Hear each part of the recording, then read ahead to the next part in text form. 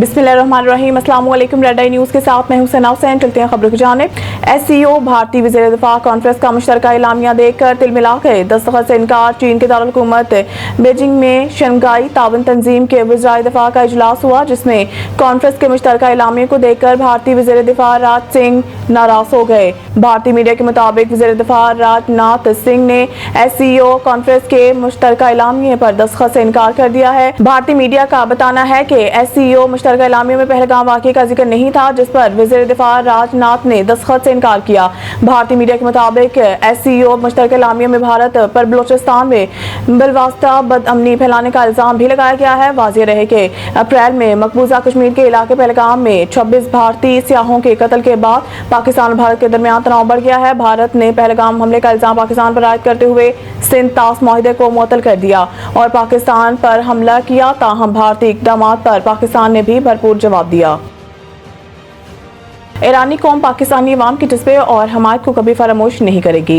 ईरानी सफ़ीर ने इसराइल के खिलाफ जंग में फतह का जश्न मनाने के मौका पर पाकिस्तान की जानिब से भरपूर हमायत पर ज़बरदस्त खराज तहसीन पेश किया है।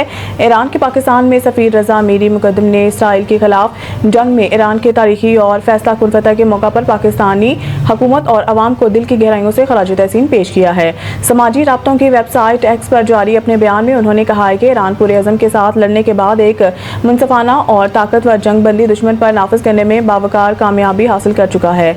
उन्होंने कहा है कि इस सिलसिले में पाकिस्तान की तरफ से दी जाने वाली गैर मुतज़लज़ल हमायत को ईरानी कौम कभी नहीं भूलेगी। रज़ा मीरी मुक़द्दम ने कहा है कि जब सहूनी हुकूमत ने ईरान के खिलाफ जारियत की तो पाकिस्तान ने ब्रादर मुस्लिम मुल्क से और दोस्त ईरान के साथ गैर मुतज़लज़ल यकजहती और हमायत का मुज़ाहरा किया।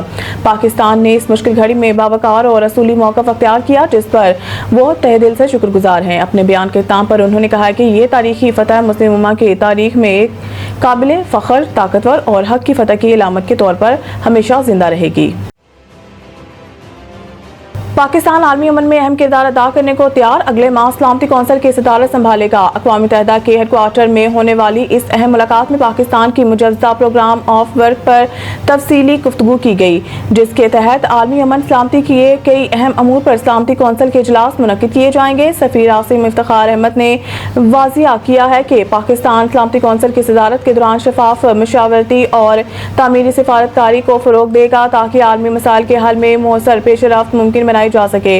मुलाकात के दौरान आलमी सतह पर जारी बहरानों, ख़ुसूसन मशरिक़ वस्ता की नाजुक सूरत हाल, अफ्रीकी एशियाई खत्ों में कशीदगी और अक़वाम मुत्तहिदा के अमन मिशंस की अफादियत पर भी तबादला ख्याल किया गया।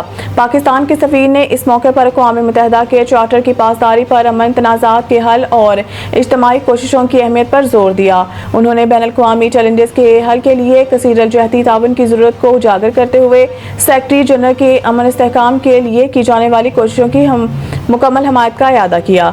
पाकिस्तान की आइंदा सदारत न सिर्फ आलमी सतह पर इसकी सफारती सरगर्मियों को नुमायां करेगी, बल्कि अक़वाम मुत्तहिदा के प्लेटफार्म पर जनूबी एशियाई मौक़िफ़ को भी मज़ीद मौसर तरीके से उजागर करने का मौका फराहम करेगी। मखसूस नशिस्तें केस। लगता है PTI में कोऑर्डिनेशन का फुकदान था। जस्टिस मोहम्मद अली मज़हर मखसूस नशिस्तों से मुतल्लिक फैसले के खिलाफ नज़रसानी अपीलों पर समाअत जस्टिस अमीनुद्दीन खान की सरबराही में सुप्रीम कोर्ट के 11 रुकनी आइनी बेंच ने की, जिसमें PTI के वकील सलमान अकरम राजा ने दलाइल दिए। वकील सलमान अकरम राजा ने कहा है कि मैं Sindh high court bar case के फैसले का हवाला देना चाहता हूँ। ये फैसला मिसाल है, अदालत आइन बहाली के लिए मुदाखलत करती रही है। 3 नवंबर की एमरजेंसी के बाद कई इक़दाम किए गए। सुप्रीम कोर्ट ने इस एमरजेंसी को गैर आइनी कहा। इस एमरजेंसी के बाद किए गए तमाम इक़दाम भी कालअदम किए गए। सलमान अकरम राजा ने मुशर्रफ दौर के एमरजेंसी कालअदम करार देने का फैसला पढ़ कर सुनाया। उन्होंने कहा कि अदालत ने करार दिया कि एमरजेंसी के बाद लगाए गए जजेस की हैसियत नहीं थी।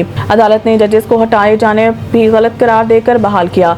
इलेक्शन एक्ट सेक्शन 66 के मुताबिक किसी भी पार्टी का उम्मीदवार बनने के लिए 2 असूल हैं। जस्टिस अमीनुद्दीन खान ने कहा है कि आप सैकड़ों डॉक्यूमेंट्स फाइल कर सकते हैं, आपको कोई रोक नहीं सकता।